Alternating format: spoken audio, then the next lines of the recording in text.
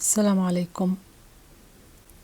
بما انه هلا موسم البندورة او الطماطم، راح اعمل معاكم صلصة تدوم لسنة او اكثر. انا نزلت مسبقا طريقة عمل الصلصة وحفظها بالفريزر، راح اترك لكم الرابط اسفل الفيديو. اليوم راح نعملها بطريقة طويلة الامد، بتمنى لكم مشاهدة ممتعة. غسلت البندورة وبلشت أقطع فيها. أنا قطعتها قطع كبيرة بدون تقشير زي ما أنتم ملاحظين. الكمية هون عندي 6 كيلو من البندورة. بعدين حطيتها بطنجرة كبيرة، رفعتها على النار، ضفت عليها ملعقة كبيرة من الملح الخشن اللي هو الملح البحري أو الملح الصخري. غطيت الطنجرة وخليتها على نار متوسطة تغلي لمدة نص ساعة لحتى استوت تقريبا، وصار سهل علي انه اهرسها. بعدين وهي سخنة بلشت اهرس فيها. انا هرستها يدويا بهراسة البطاطا. لو عندكم الهراسة اليدوية القديمة فيكم تستعملوها زي اللي ظاهرة عندكم على الشاشة. راح تسألوني بنفع نخلطها بالخلاط او لا. أنا صراحة ما بنصحكم لسببين. أول شي لأنها ساخنة ممكن ينكسر معانا الخلاط. السبب الثاني إنه إحنا ما بدنا نطحن البذور ونغير لون الصلصة، لهيك يفضل إنه نهرسها بالإيد. بالبداية هرستها بمصفاية واسعة، رجعت بعدين صفيتهم بمصفاي أنعم وتخلصت من البذور.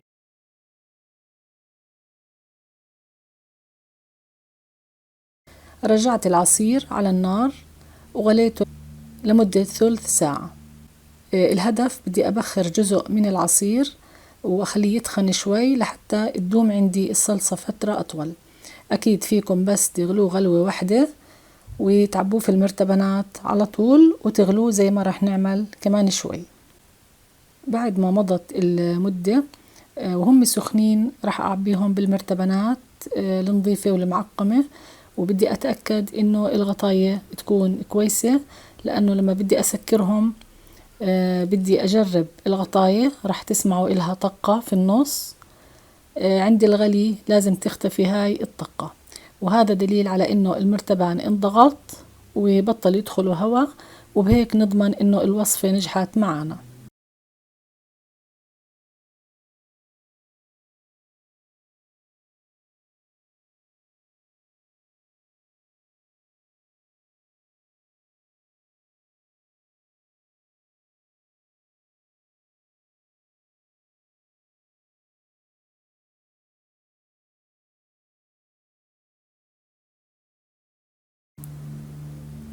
بعد ما عبيتهم رح أحطهم بطنجرة ثانية وأحط عليهم مية.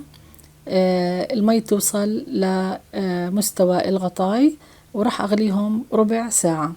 بعدين بدي أشيلهم من المي بحذر وأقلبهم رأسا على عقب، ورح أتركهم لثاني يوم لحتى يبردوا تماما.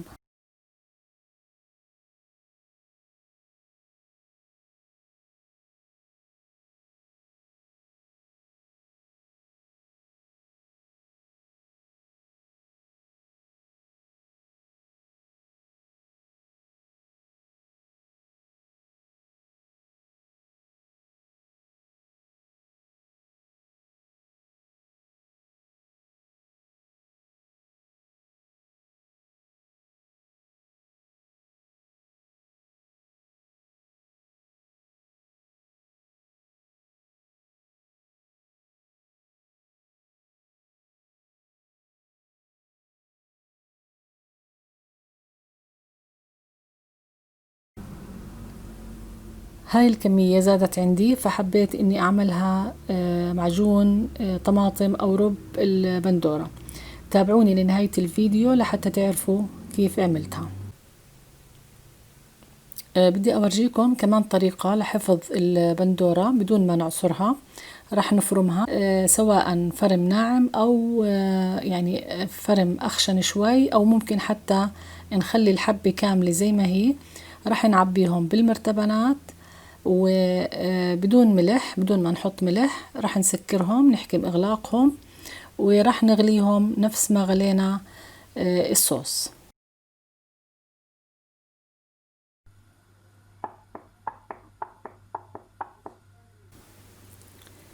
بس هذا المرتبان شوية لما طلعته من المي المغلية نزل شوية من الصوص، فأنا رجعت غيرت الغطاية ورجعت غليته مرة تانية وخليته لتاني يوم لحتى يبرد، وبرضه نفس الشي رجع نزل شوية صوص، مع إنه الغطاية محكمة وما إلها صوت، بس يبدو إنه يعني فيها مشكلة الغطاية، لهيك أنا راح أحفظه بالثلاجة يعني تحسبا لحتى ما يخرب. أما بالنسبة للصوص اللي احنا غليناه بالأول، شايفين هاي المرتبانات ما فيها تنفيس، محكمة الإغلاق، والصوت راح من الغطاي، فهدول المرتبانات راح أحفظهم عادي برا مش بالثلاجة، بس يفضل يكون بخزانة ما يوصلها الضوء. أما بالنسبة لمعجون الطماطم أنا حطيته بصواني، يفضل ما نكثر بالصواني صوص لحتى ينشف معنا أسرع. حطيتهم بالشمس وغطيتهم بشبك يعني لمنع دخول الحشرات أو الغبار. طول اليوم كنت أخليهم بالشمس بهذا الشكل، خلال النهار أحركهم بس مرتين، بالليل أرجعهم جوا البيت وتاني يوم أطلعهم على الشمس، وهكذا أخذت معي تقريبا 4 أيام لحتى نشفوا وصاروا بهذا القوام.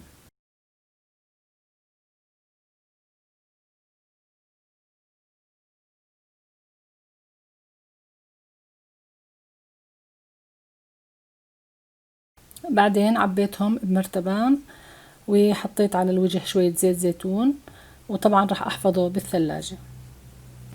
وبهاي الطريقة بنكون إحنا عملنا صوص طماطم يدوم معانا لسنة كاملة، وهاي الطريقة صحية، وحتى بنكون وفرنا مكان بالفريزر للأشياء التانية. إن شاء الله إني أكون أفدتكم. أشوفكم إن شاء الله في فيديوهات قادمة. إلى اللقاء.